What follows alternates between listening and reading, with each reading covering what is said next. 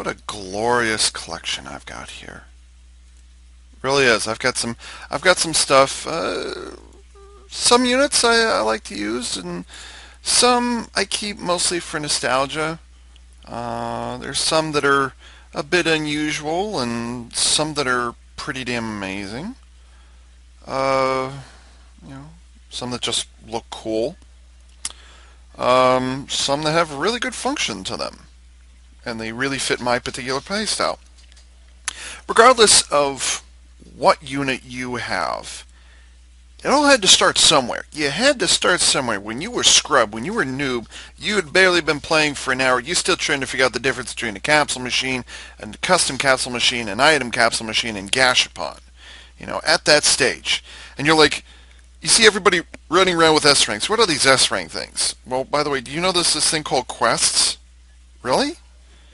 Well, what are quests? Well, quests get you free stuff. Now, granted, I've been playing for 3.5 years, so most of these I've taken care of a good portion of these.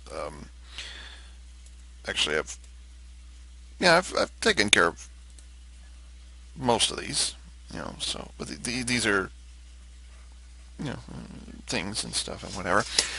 But here we go. There's the actual list of stuff I've done. Okay, yay, all those quests and hidden.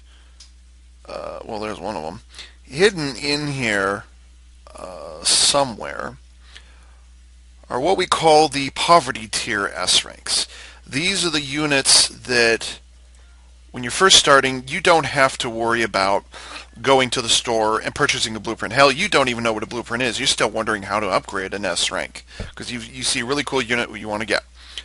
But how do you get to that point? Where do you start? Well, you go to the poverty tier S ranks. And by poverty tier, we mean you can get them free very easily from Quest. You've got Freedom Gundam, Justice Gundam, which is probably the hardest of the three to get. I mean, to be fair, you actually have to jump through quite a few hoops. And back here is the Providence Gundam. Those three Gundams are the poverty tier S ranks.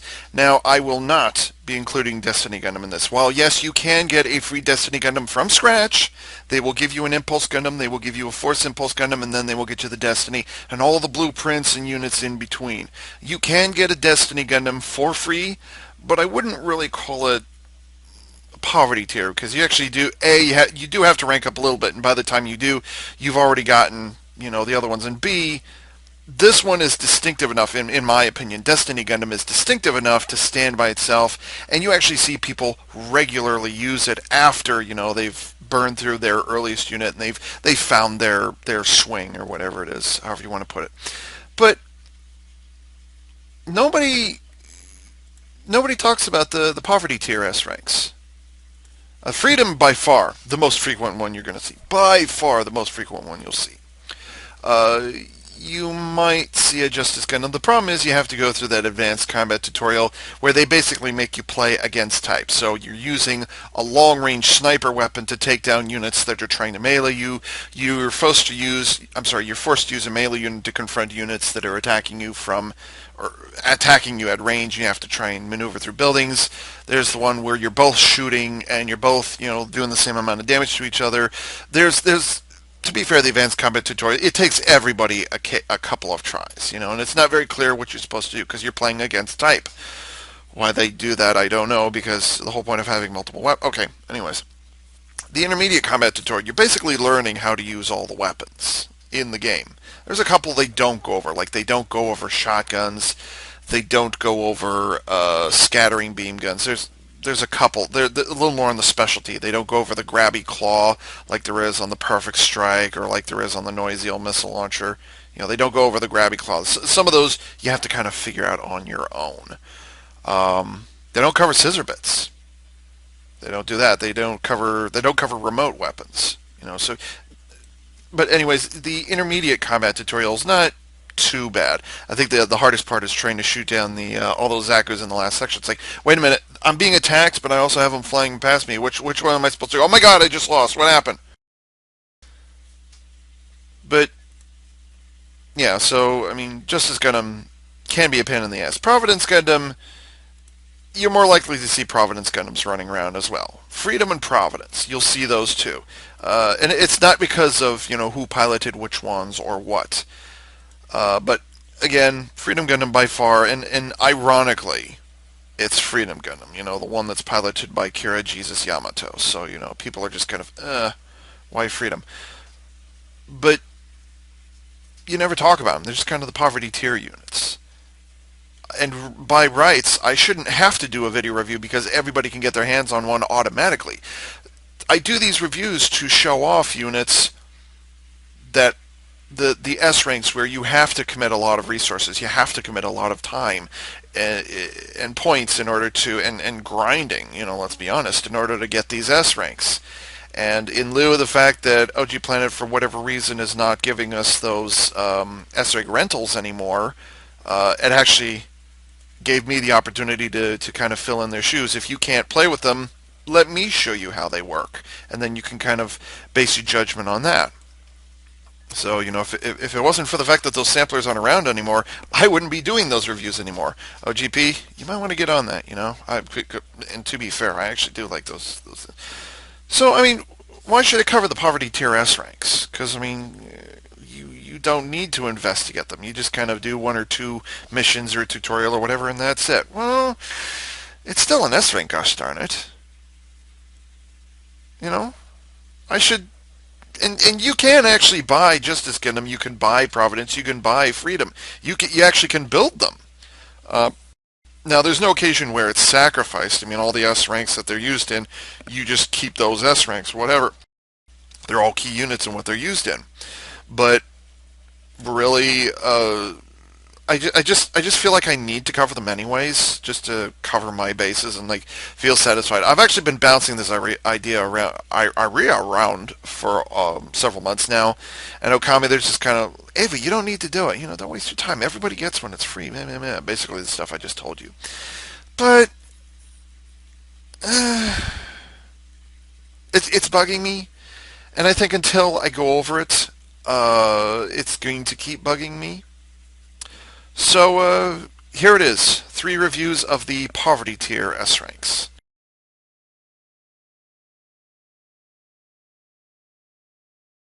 Son of a bitch, I completely forgot to hit play.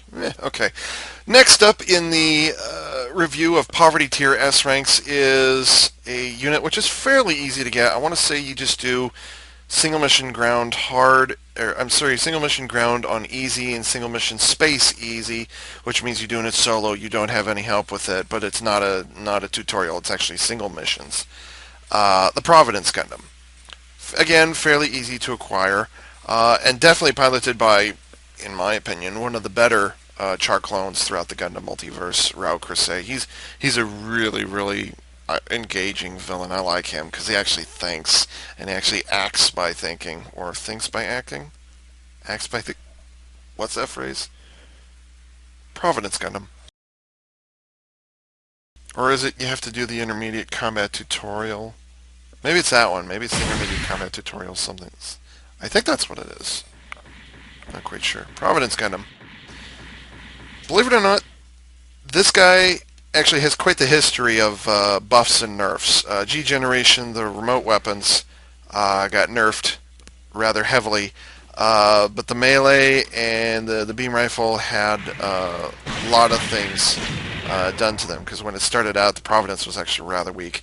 S rank paper, 3 swings to hit, 3 swings to knock down.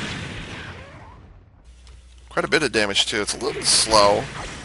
Although, papers are usually slow on the draw anyway, so...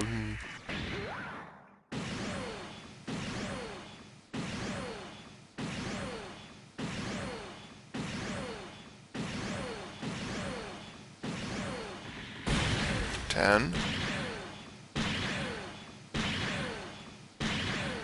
15. 17 shots, 18 with a little patience. It doesn't quite recharge as quickly as it uses up the ammo. So, that can be a bit of an issue. But the good news is it does shoot beyond visual range. Now, of course, these Zaku 2s do have long-range resistance to damage. So it's going to take me 10 shots in order to kill one of them.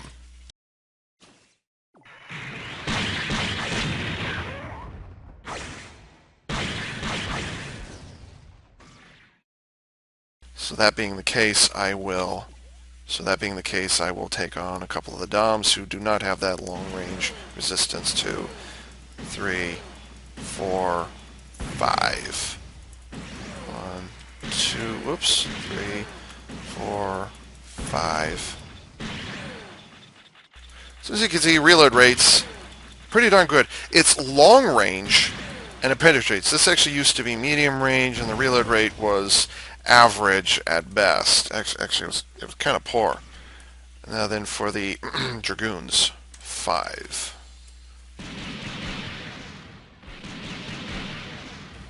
It's unusual to have an odd number of remote weapons deployed, but let's see, for comparison, 3 hits from that, and 1, 2, 3.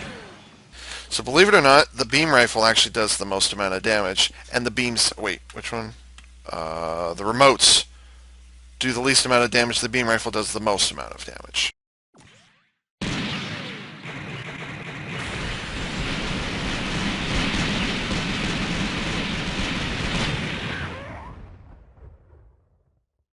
He shoots you a bit, and then he shoots you some more. Badass.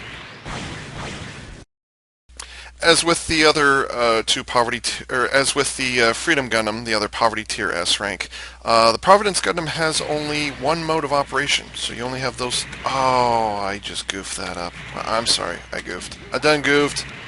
You done stupid. That can be used as a strategy sometimes, boosting forward and then you pull those out, or if you're jumping and you pull them out, that can help sometimes too. So that does not help. Wow, this is a great take, by the way. So I'm so glad I... Okay, anyways. Boost duration. It's a paper. What do you think is going to happen? To be fair, the boosting speed is good. It's just the duration is paper. And considering how giant those rocket engines are on the back of this thing, you'd think it would be boosting for a little bit more amount of time. So, whatever. Also, here's a weird thing, and it's just the nature of the Providence Gundam itself, and it's kind of rare. The shield actually houses the beam saber as well. So, you people who think that there's an issue with the beam saber being on the wrong side of a unit, guess what? It's on the wrong side of the unit on this one. So yes, another S rank, one of the few S ranks that has very little, or only has 3 weapons. That's it. And one of them is actually a remote weapon. So, yay. Oops. I kind of like this unit because of its simplicity, and also there have been a lot of things that they changed. Like Providence Gundam actually used to be a bit of a joke in the SDGO community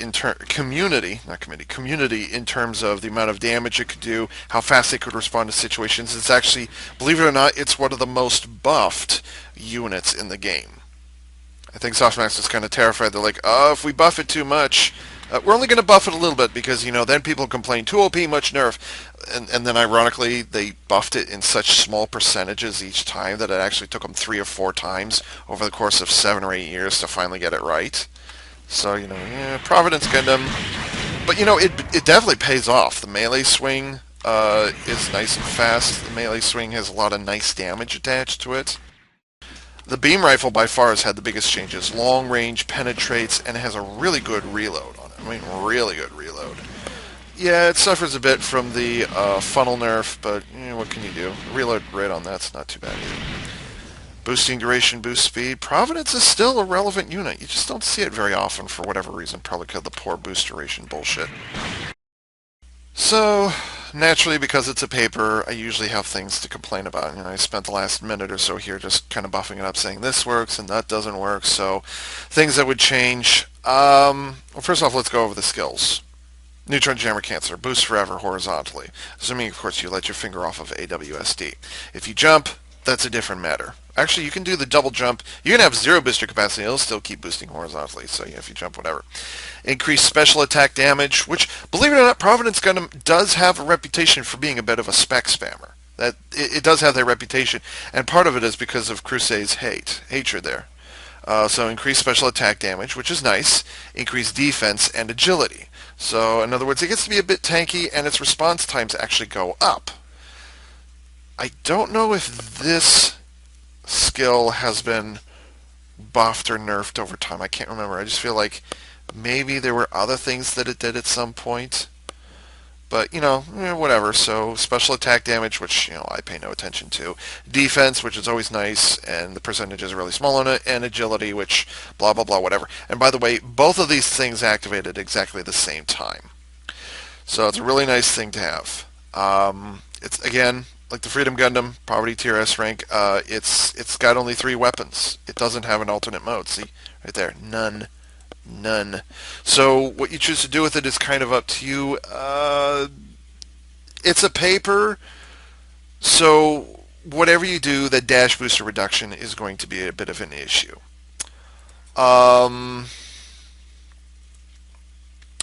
It's kind of difficult to say. I mean, really, all that I'm concerned about is that booster reduction, and then let's see. Maybe the auto lock on, no additional booster consumption when double jump. That's not bad to have around. Unit attack power, defense dash speed. So really, I might even go for a balanced build with an emphasis on mobility. So what was I do? What would I do? What was I doing? Okay, what would I do? Unit HP and defense. You can if you want to. I mean, that's up to you. I've not heard of Providence Gundam dying easily. It's just meh. It's just there. It's okay. Whatever. So, I mean, if you want to buff it up, that's up to you. Long-range reload rate, ordinarily I might complain about it. In this case, it reloads so darn... It's like an alternate, or it's like in terms of SDGO, it's like a predecessor to the Beam Magnum on the various White Unicorn Gundams. It's got that kind of range. It's got long range penetration, good reload rates. So you don't really have to worry about the reload rates. And of course, all medium range weapons and ballistics are blotted out because, well, it doesn't have any medium range weapons or ballistics. So, yeah, I mean, I think the must-haves would be things to do with mobility. Oh wait, no, I'm sorry, I clicked on the wrong thing. I think the must-haves would be that. And maybe that. I think those are kind of the required ones. And again, required just by nature of the beast, by the nature of the fact that it's a paper. So, boost duration is always an issue. Yeah, if you want to do attack up, that's up to you. That's your decision. I might put this on, and then I might do, I think I might do the 500 HP, just because, why not? Make that neutron jammer cancer activate a lot sooner, and make it last a lot longer, too. And the same thing with this as well, so. Stickers, I think it's both shoulders. I think, no, it's the shield, one shoulder, and I can't turn it. Okay, why does it do that? I don't know why. It just does.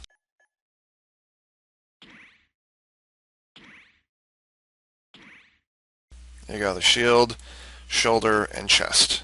Kind of small, but where isn't it small on these units? This one has a bit of an issue with it, unfortunately. By the way, if you want to paint the Providence white, you are certainly welcome to do that, but keep in mind you actually have 1, 2, where's the third one? No, that's not it. There it is. 3 areas. So 1, 2, well, let's see. 1 and 2 and 3. So you actually have 3 areas where you have to deal with the white. So, whatever. Why doesn't he just put the rifle straight up? That bothers me. And then you've got the blue areas, which, they're scattered around a bit. And then you've got the yellow. Unfortunately, and this is actually unusual, because they distributed the kind of light gray, whitish Gundam areas a little more than usual, and obviously you have to paint your remote weapons separately. Sometimes it works, sometimes it doesn't. For whatever reason, the Providence Gundam does not allow you to repaint the red parts. So whatever paint scheme you come up with, I'm just going to do it this way. Whatever paint scheme you come up with, you will be forced to contend with the red bits on there. So, that will be an issue. It can be an issue, whatever. Uh, Average, ordinary, boring. I, I, I think the beam rifle is what does it for me. It's got a really good reload. It's got good range. I think the reload and ammo. Are definitely selling points. What did I say, 17 or 18 shots? That's pretty damn good. And a reload faster than your average medium range beam rifle. Nothing to complain about really there. Funnels, or in this case dragoons, remotes. Think of them what you will. It's not like you can really do anything about them. At least I don't think you can. Oh, you can.